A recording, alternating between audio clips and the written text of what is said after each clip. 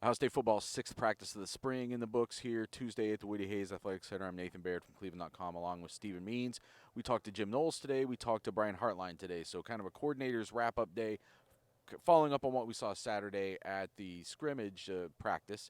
And today when we got to see the team lined up, full 11 on 11, or at least the defense doing 11-man things, we still see players like Sonny Styles and C.J. Hicks and Gabe Powers on second team. And that's not necessarily a surprise at this point, but we got some insight into how Jim Knowles thinks about this today because he was asked directly by Doug, our colleague who's doing other things right now, how do you make that? What's the flow? What's the balance? And what's the decision-making process for determining when a guy moves up? And Knowles said, you start guys on two, and once they can kick ass on with the twos, they have to kind of dominate with the second team. Start really dominating that second team level of personnel. That's when they get their first team shot. And so that tells you right now that guys can be playing really well, but until they've broken that threshold, that's why they keep repping at the twos. And it gives you some insight into the developmental process that, again, we're only 6 practices into the 15 that they're going to have this spring, a whole summer, a preseason camp. Things can change between now and September 2nd when they play Indiana, but it tells you where some of these younger guys are in Jim Knowles' eyes as far as moving up through that spectrum. Makes sense to me. And you can have all the talent in the world, but you've got to show all that talent in the world against the level you're on before you can move up. It makes a lot of sense to me, but it's also something we're going to continue to monitor because they are 6 practices into this. So what does that mean, practice 15? What does that mean when we come out here for fall camp? Is Sonny Styles with the ones then? And is C.J. Hicks maybe with the ones then? Or are they still both with the twos? And do we freak out if they're still with the twos? Because that means now that they're not taking that jump we thought they were going to take. Or does that just mean that the guys in front of them, as I mentioned with Steel Chambers on Saturday, the way he played, does that mean the guys in front of them are also just playing well enough to keep those guys on the twos?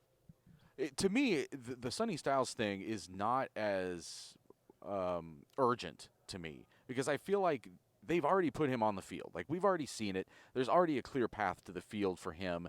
I don't think he's that far away from reaching that kick-ass status that Jim Knowles is talking about. It would seem like that's already there. It's much more intriguing to me at linebacker because with Hicks and with Powers, they're clearly blocked by 2 starters who did great things last year, and then now Cody Simon, who Jim Knowles continues to say really good things about and wants him to be involved as that third guy, and that is where there is a much harder ceiling. Jim Knowles did again today say that when the fall comes around, they're not messing with the jack this spring, but when the fall comes around, number one, he's targeting still Mitchell Melton there. That's a guy he really likes there, but he does want C.J. Hicks to get some jack time in the fall, and maybe that would be a way to get him some involvement. I'm skeptical because I think they want Melton there first and foremost, and that's the guy who could maybe fit that the most. But I did ask him also, you come in at a time where this defense used to use 3 linebackers, you only use 2.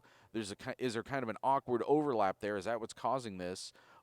Or is it just making more competition in the room? And he said it was the latter, and that the place where there has been some awkwardness is something that I think you were talking to him about, Steven, which is that nickel position, because they want a certain kind of athlete at that nickel safety position, and they're trying more cornerbacks there. Basically, if you're a second or third string corner, you're probably going to get some nickel time, but that's where there's a weird personnel fit right now that they're working through. Yeah, he talked about part of the reason why is I think they learned last year in those passing situations they didn't necessarily always have the best guy on the field to be able to handle those situations. And so when you are in third down looks, I mean, you talk about third down nickel corners, that's a thing in football in general. You want a guy where you're not necessarily worried about run fits and run responsibilities. Why not have a guy who has pass coverage ability? So I just asked, is Jair Brown a guy they're looking at? And he said yes to him. Ryan Turner, as you just mentioned, anybody who's got second-year experience there, they're trying those guys there because it does seem like they're starting to build some depth in that cornerback room where if you feel like you know who your top 3 guys are, at least right now it feels like it's Denzel Burke and then Jordan Hancock and David Igbinosun, with those second of the 2 being in whatever order you want to put them in, then maybe you can try some stuff with Jair Brown, who proved to you he probably deserves to be on the field.